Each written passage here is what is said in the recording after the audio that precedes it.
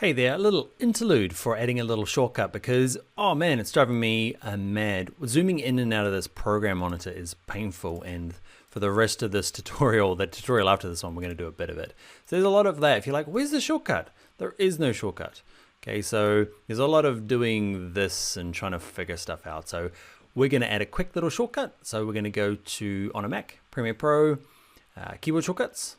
Okay, on a PC, it's under Edit, and it's somewhere down here. Okay, keyboard shortcuts. And another little tip while we're in here. Okay, so what I'm looking for is a zoom. I want zoom. Okay, zoom, and you want, not that one. I want the panels, the program monitor. So that's that one on the top right. I want zoom in, zoom out, and zoom to fit. So I'm going to use my number keypad because I think I showed you that earlier. I've got like a little one set up on the side. You can find some other unused shortcut. Okay, so I'm going to click in here. I'm going to hold my, I'm just going to hit plus on my number keypad. Okay, so you can see over there it's been applied. And so that's zoom in, zoom out is going to be minus, and I'm going to use zoom to fit is 0 on my keyboard. Okay, so I'm using those ones. You can find something else. You don't have to, but yeah, you can save your shortcuts. You can send them to other people. Dan, very good.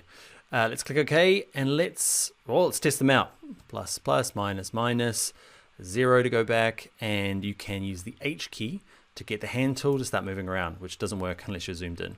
So yeah, a bit more other Adobe products now. I don't know.